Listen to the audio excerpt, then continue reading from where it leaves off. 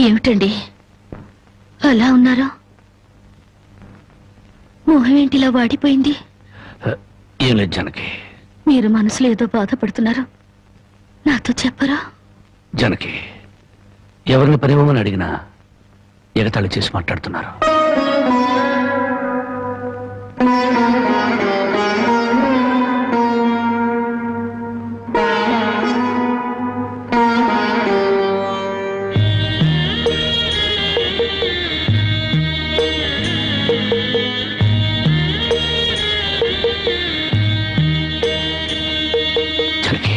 రాజా అలా తలెత్తుకుని తిరిగిన నా భర్త ఎవరి దగ్గర చేతులు కట్టుకుని నిలబడకూడదు.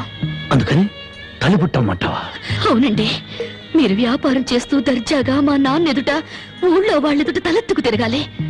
అందుకే మంగళసూత్రం మంగళప్రదంగా మనకు సహాయపడాలి.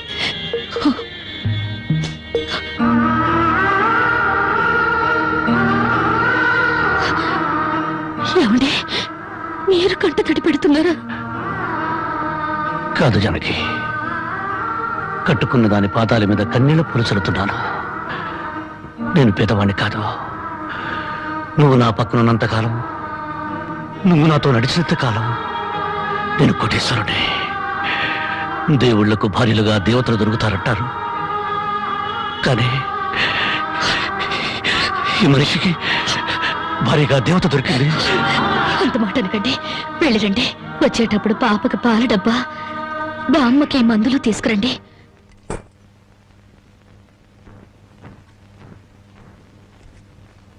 అల్లుడు అల్లుడు అల్లుడు అల్లుడు, నీకు సంగతి తెలుసా? ఊళ్ళో పేకాట పోటీలు బ్రహ్మాండంగా జరుగుతున్నాయి. గెలిస్తే లక్షలు లక్షలు వస్తాయి. ఒక్కసారి నువ్వు కూడా ఆటలో కూర్చుంటే. వద్దుమా, నేను పేకాట ఆడడం ఎప్పుడూ మానేశాను. అబ్బా, ఆ మానేసేదేదో ఇవాళ ఆడి మానే. కోటీశ్వర్ల అమ్మాయిని పెళ్ళంగా తెచ్చుకుని కూడు కూడా పెట్టలేకపోతున్నావు. ఆ పిల్లకి ఎప్పుడైనా పట్టుచీర కొని పెట్టావా? ఆ పాపకు గౌను కొన్నావా? నా మాట విని పౌరుషంగా దిగు, ధైర్యం చెయ్యి. వచ్చినా పోయినా ఇవాళే ఆఖరి రోజు. పెద్దోళ్ళు ఏం చెప్పారు? ఎక్కడ పోగొట్టుకుంటే అక్కడే ఎత్తుక్కోమన్నారు. నా మాటని రాళ్ళుడు రాళ్ళుడు.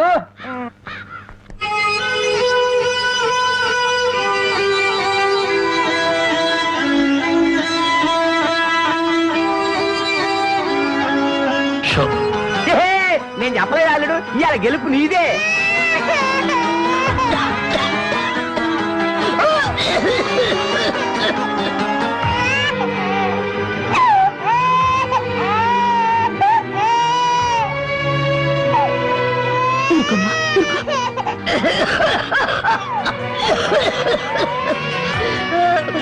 బామ్మ బామ్మ, కాసేపు వచ్చుకో బామ్మ, ఆయన మందులు తెచ్చేస్తారు. ఊపిరాటలేదమ్మా.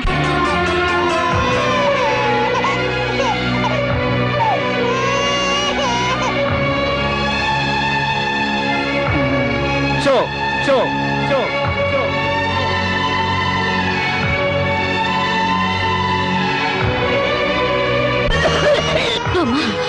అబ్బాయి ఇంకా రాలేదమ్మా. వచ్చేస్తారు బామ్మ, పాపం బజార్లో ఏదో పనుండి ఆగిపోయి ఉంటారు. షో షో షో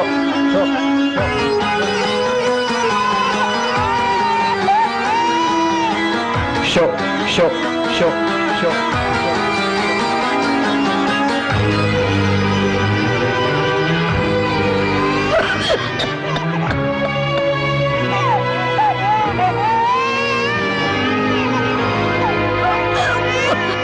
రమయ్య రమయ్య, ఆయన పొద్దుననగా బయటకు వెళ్ళారు.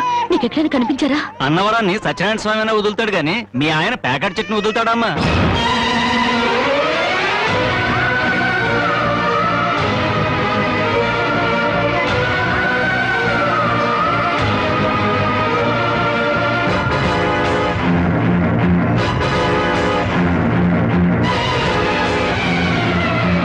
షో షో షో.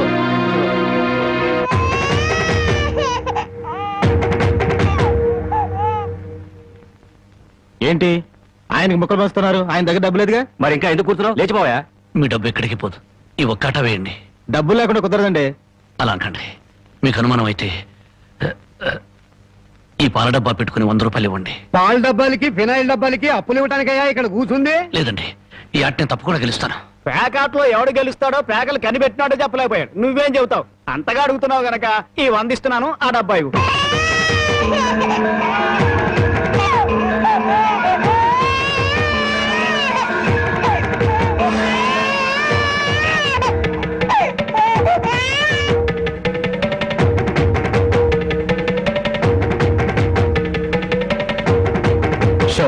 షో షో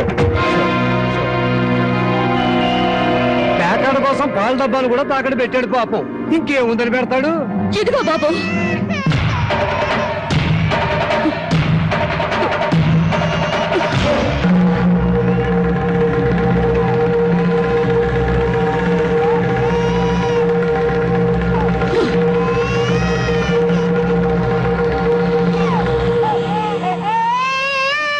జానకి, నన్ను నా బిడ్డని తాగట్టు పెట్టుకుని మా ఆయన ఆడివ్వండి బాబు.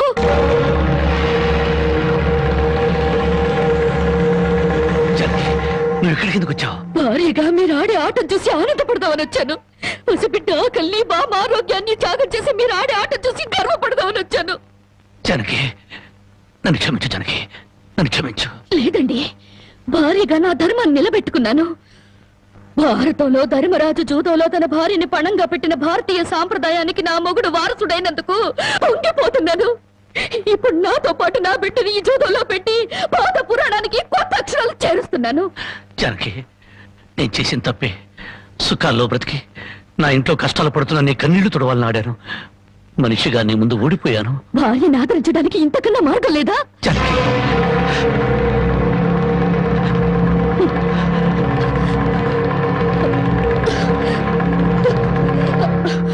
అయ్యా బాబు, పశువులు కూడా కష్టపడి బతుకుతాయి, కానీ మీరు ఈ పేకాడితే గాని బతకలేరు. గడ్డి తిన్న పశువులకి పాలిచ్చే లక్షణం ఉన్నప్పుడు బుద్ధొచ్చిన మీకు ఈ పేకాట మీద సంపాదించి గడ్డి తినే అలవాటు ఎందుకు వచ్చింది, ఎలా వచ్చింది? భారతంలో 105 జూదం ఆడితే ఈ భారతదేశంలో పేట పేటకి భారత జూదం నడిపి మీ సంసారాలు ఎందుకు పాడు చేసుకుంటున్నారు? మీరు ఈ 3 ముక్కల ఆట ఆడే ముందు మీరు 3 ముళ్ళు వేసిన మీ ఇంటి ఆడదానికి కాస్త విషం ఇచ్చి చంపొచ్చి ఆడుకోండి అయ్యా, ఆడుకోండి. జానకి, జానకి, జానకి, నా మాట విను జానకి. జానకి,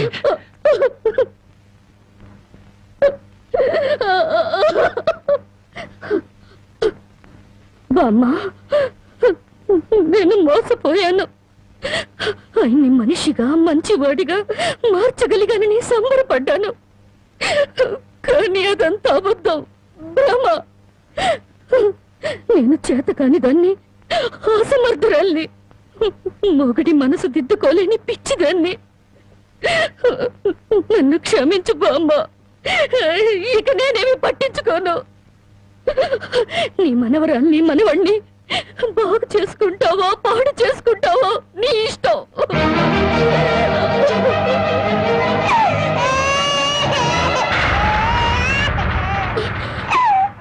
బామ్మ,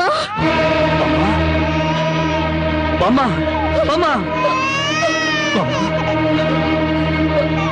బామ్మ, బామ్మ,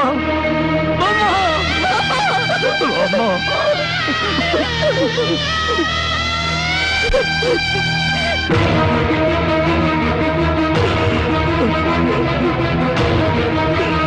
ఎందుకండి ఏడుస్తారు? ఆవిడ చచ్చిపోయిందని సంతోషించండి. మీరింకేం పని చేసినా అడగడానికి పెద్ద దిక్కు లేదు. మీరేం చేసినా అడగడానికి ఆ పసిదానికి నోరు లేదు. నేను కూడా పోతే మీకు అడ్డు చెప్పేవాళ్ళు, మీ కాళ్ళకి అడ్డు పడేవాళ్ళు కానీ వంటనే ఉంటారు.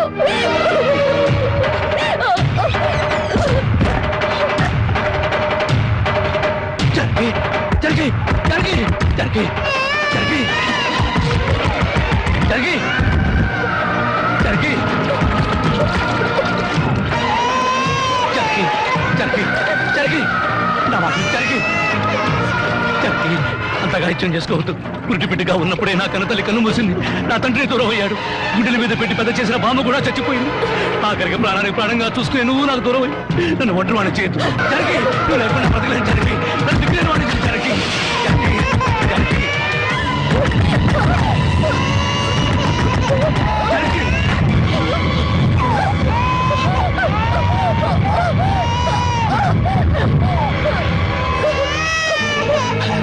జనకి, జనకి, జనకి, జనకి, అమ్మా జనకి, ఈ జనకి, ఎంత పని చేసావు జనకి. జనకి, నువ్వు లేకుండా నేను ఒక క్షణం కూడా బతకను జనకి. మనతో లేకుండా మన బిడ్డగత ఏమవుతుంది జనకి. జనకి, జనకి, జనకి,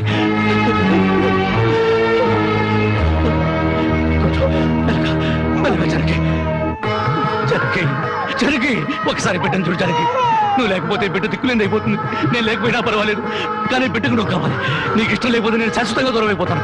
కానీ నువ్వు చావడానికి వీలేదు, నువ్వు చావడానికి వీలేదు జనకి. కానీ నువ్వు మాకు కావాలి, మాకు నువ్వు కావాలి. నువ్వు లేకపోతే నేను బ్రతకలేదు జనకి, నేను బ్రతకలేదు.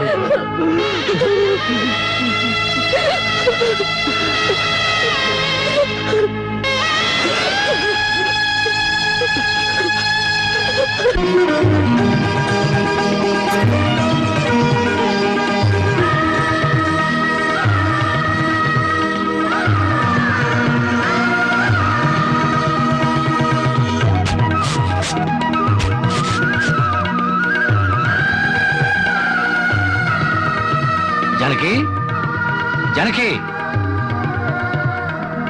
ఎక్కడవండి ఇవన్నీ? ఎక్కడేంటి? కష్టపడి పనిచేసి తీసుకొచ్చాను. బామ్ముంటే ఎంత సంతోషించదా. అవును, ఇంతకాలం ఎవరూ మార్చలేని మూర్ఖుణ్ణి నువ్వు మార్చినందుకు చాలా సంతోషించేది. ఇదిగో, నా మొగుడిని మూర్ఖుడంటే నాకు చెడ్డ కోపం వస్తుంది. కోపం వస్తే ఏం చేస్తావు? ఇలా వాటేసుకుంటావు, అంతేగా?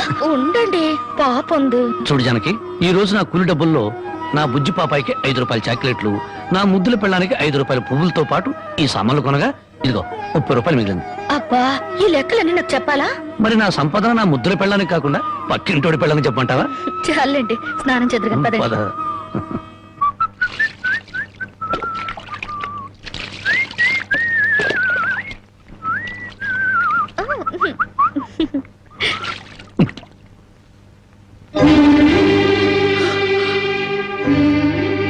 ఏంటండి ఇది ఇలా కవిలిపోయింది? ఏ లేదు జానకి, కొత్తగా మూటలు మోయడం కదా, 4 రోజులు పోతే అదే సర్దుకుంటుంది. నువ్వు సోపురుద్దు.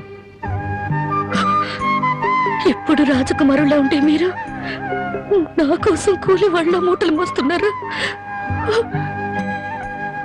జానకి, మహారాణిలా ఉండే నువ్వు నా కోసం వస్త్రం లేదు, దాని ముందు ఇదంతా. మనం తలెత్తుకుని బ్రతకడం కోసం తలదించుకుని మూటలు మోయడంలో తప్పులేదు జానకి.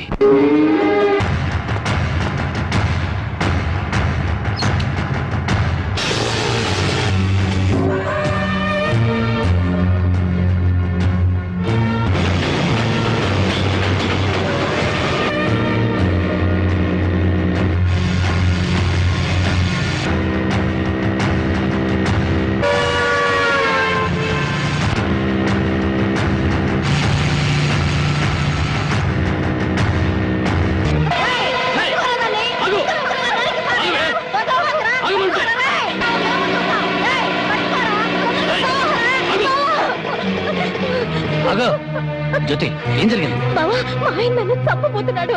ఏమండి, ఏం చేసిందని ఈ అమ్మాయిని చంపబోతున్నారు? ఏం చేసిందా? ఆ పాపిష్టిదాన్ని అడుగు. ఉద్యోగం చేయడానికి దుబాయ్కి వెళితే ఇది బలి తగ్గించి ఒళ్ళు బలిసి ఓళ్ళ మీద పడి సంపాదించడం అలవాటు చేసుకుంది. లేదు బావా, చావునైనా చేస్తాను గాని నిజాయితీ చంపుకుంటానా?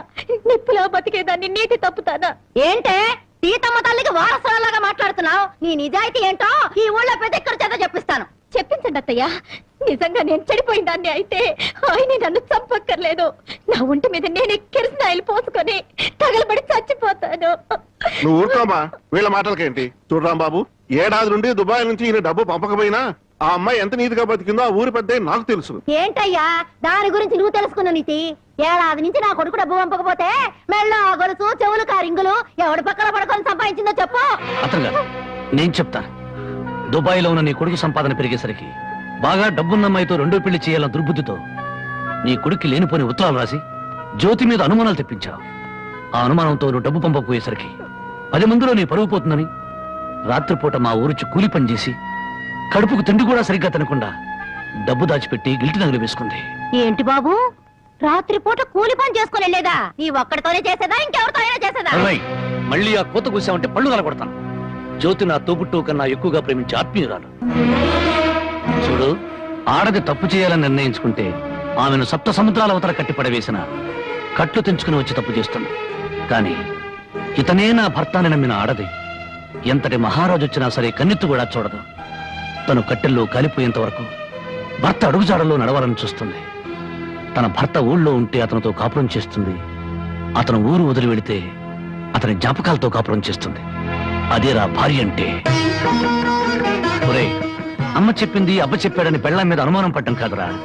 నువ్వు చస్తే నీ తల్లి తండ్రి అక్క అన్న అనే శవం మీద పడి ఒకే ఒక రోజు ఏడ్చి కర్మకాండలు తిరగానే ఎవరి దారిని వాళ్ళు వెళ్ళిపోతారు.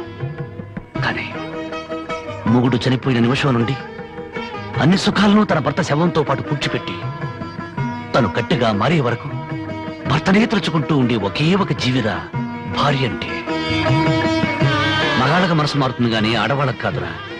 భార్య గుడ్డుబోతురాలని చెప్పి ఎందరో మగాళ్ళు రెండో పెళ్లి చేసుకుంటున్నారు. కానీ ఈ భార్య అయినా మొగుడు బిడ్డను పుట్టించలేకపోయాడని చెప్పి రెండో పెళ్లి చేసుకోవడం ఎక్కడైనా విన్నావంటరా? అదేరా భార్య అంటే.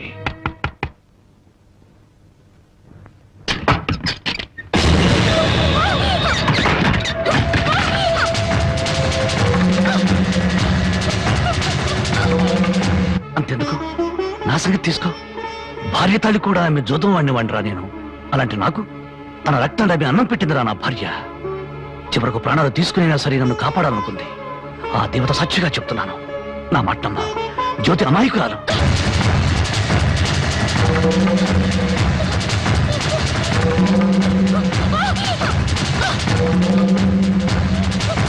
నన్ను క్షమించండి.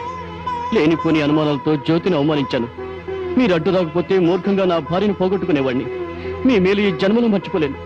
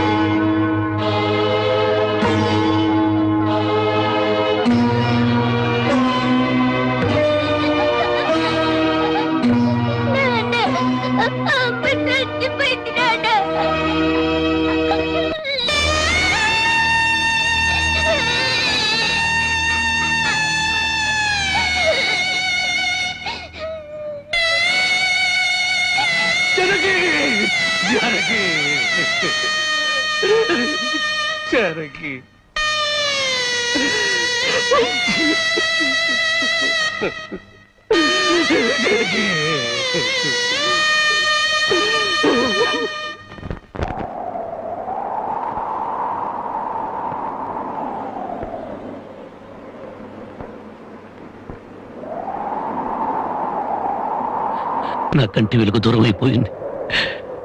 నా కష్టాల్లో, సుఖాల్లో, బాధల్లో, బాధ్యతల్లో నాకు తోడుగా నిలబడి నన్ను మనిషిగా నిలబెట్టిన దేవత అందరంతా ఎత్తుకెదిగిపోయింది.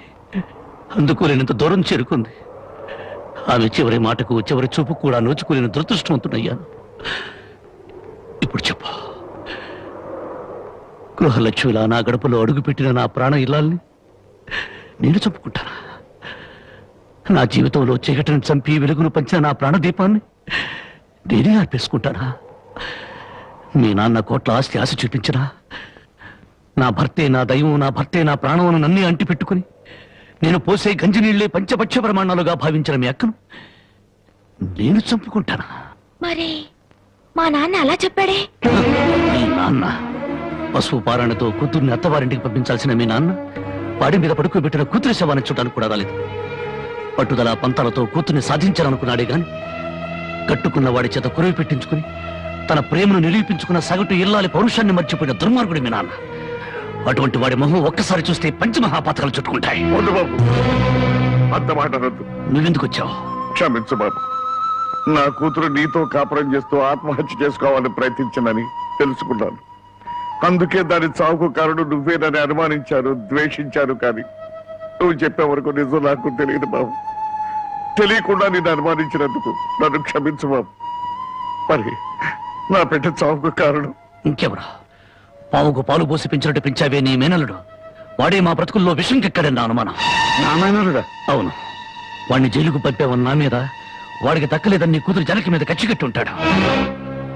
అందుకే వెతుకుతున్నాను. నా అనుమానమే నిజమై వాడే నా తల్లిని చంపింది నాన్నని నా కూతురు వెలితో చూపించిన క్షణాన వాడు బ్రతకడు. వాడిని ముక్కలు ముక్కలుగా చేసి నా జనకి సమాధి మీద చల్లుతాను. బాబు, ఇంకా ఎందుకు ఈ పగలు ప్రతీకారాలు? ఇప్పటికే పసిపిల్ల తల్లి వేడిదయింది. నువ్వు కూడా జైలుకెళ్ళి దీనికి దూరం అయిపోతావా? క్షమించండి. ఈ ఆవేశమే నన్ను ఇప్పటిదాకా బ్రతికించింది. ఈ ప్రతీకారమే నన్ను నడిపిస్తోంది. నా జానకిని బలిగున్న ఆ దుర్మార్గుడు చావు కల్లారా చూసేదాకా ఈ నడక ఆగదు. ఏమిట్లా నువ్వు చెప్పేది? మామాలుడు ఇద్దరు ఒకటైపోయారన్నమాట. ఇప్పటికే ఆలస్యం అయిపోయింది. రేపు మన ఊళ్ళో జరగబోయే జాతరలో ఆ రాంబాబు గారు నా కోసం తప్పకుండా వెతుకుతాడు. అక్కడ జాతరలోని అమ్మోరుకు బలిచ్చేది మేకల్ని పోతుల్ని కాదు, ఆ రాంబాబు గాడిని, వాడి కూతుర్ని.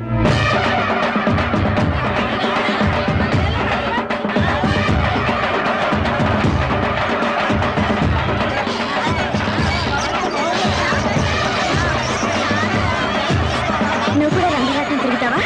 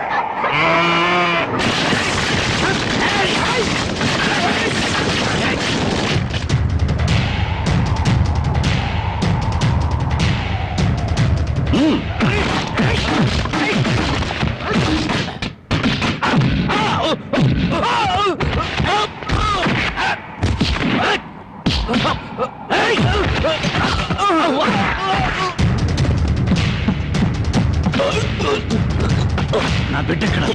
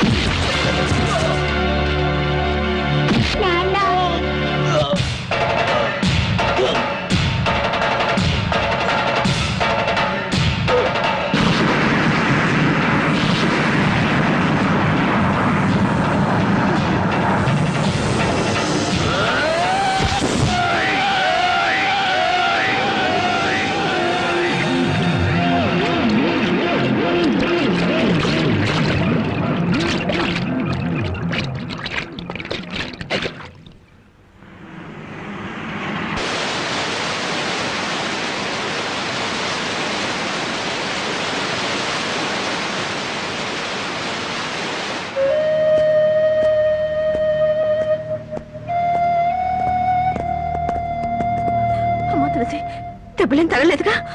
బాబు, నా ఆస్తి మొత్తం పోసైనా నేను విడిపించుకుంటాను. మనస్ఫూర్తిగా నా అల్లుడుగా చేసుకుంటాను. మావయ్య, జానకితో నిండిపోయిన గుండెలో మరో స్త్రీకి చోట్లేదు. అవునమ్మా, అన్న భార్య తల్లితో సమానం, భార్య చెల్లెలు బిడ్డతో సమానం. నువ్వు నాకు బిడ్డలాంటి దానివి. నీకు నాకంటే మంచి మొగుడొస్తాడు.